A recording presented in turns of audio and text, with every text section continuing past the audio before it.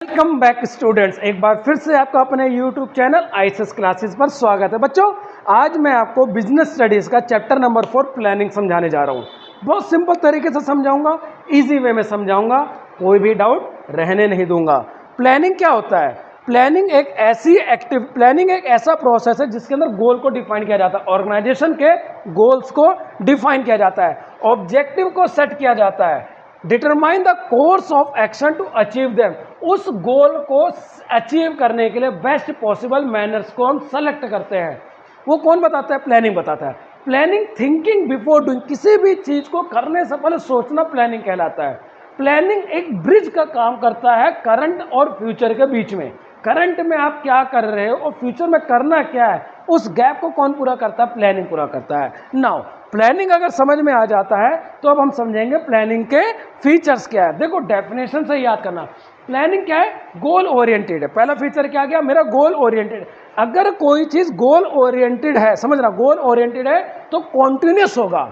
गोल एक बार पूरा होने के बाद दूसरा गोल, तीसरा गोल, चौथा। तो प्लानिंग क्या? कॉन्टिन्यूस प्रोसेस है। अगर प्लानिंग मेरा कॉन्टिन्यूस प्रोसेस है तो प्लानिंग हर जगह होगा, all pervasive. Planning all pervasive भी है। प्लानिंग प्राइमरी फंक्शन है मैनेजमेंट का प्राइमरी फंक्शन क्या है? प्लानिंग है, क्योंकि POSDC, planning, organising, staffing, directing and controlling आता है, तो पहला फंक्शन आ जाता है प्लानिंग। प्लानिंग मेरा ऑल परवेसिव है। प्लानिंग मेरी मेंटल एक्सरसाइज है जिसको हम बोलते हैं इंटेलेक्चुअल प्रोसेस। दिमाग से काम करना प्लानिंग हो जाती है कि भैया क्रिकेट के अंदर है बहुत बढ़िया प्लान, MS धोनी से बढ़िया प्लान कोई नहीं बनाता था। क्रिकेट के अंदर टीम कैसी होनी चाहिए, सोच कैसी होनी चाहिए, वो होता है प्लानिंग। प्लानिंग फ्लेक्सिबल भी होना चाहिए। एक बढ़िया प्लान कैसे होता है? Flexible, according to environment change हो जाए, वो भी होना चाहिए। प्लानिंग के अंदर डिसीजन लिया जाता है, इसलिए उसको बोलते हैं डिसीजन मेकिंग, क्योंकि किसी भी टारगेट को पूरा करने के लिए बहुत सारे मेथड होते हैं, उन मेथड में से बेस्ट मेथड को सेलेक्ट करना प्लानिंग कहलाता है।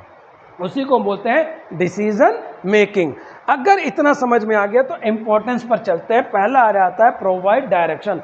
प्लानिंग उस गोल को पूरा करने के लिए, उस टारगेट को अचीव करने के लिए एक डायरेक्शन बताता है कि इस तरीके से अगर हम काम करेंगे तो हमारा का गोल जल्दी अचीव हो जाएगा।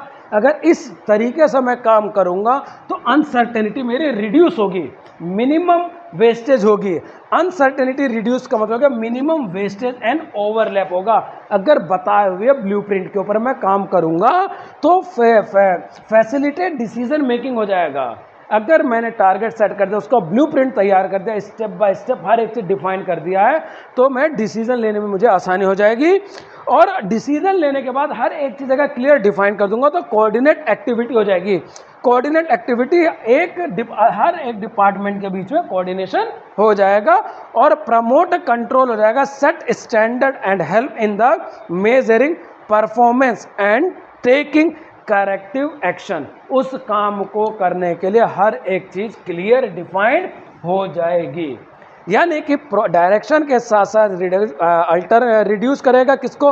अनसर्टेनिटी को, मिनिमम वेस्ट एंड ओवरलैप करेगा, facilitate decision making, coordinate activity and promote control करेगा। ये बेटा इंपॉर्टेंस है हमारे प्लानिंग के। प्लानिंग के इंपॉर्टेंस समझ में आ गया, प्लानिंग का फीचर समझ में आ जाएगा, प्लानिंग होती क्या है वो भी समझ में आ गया। इस छोटी सी वीडियो के अंदर मैंने आपको 3 क्वेश्चंस कंप्लीट करा दिए हैं। तो बेटा इस प्रॉपर क्वेश्चंस को अपनी नोटबुक में नोट करिए, लर्न करिए, समझिए। वीडियो पसंद आए तो लाइक, शेयर, कमेंट जरूर करिए।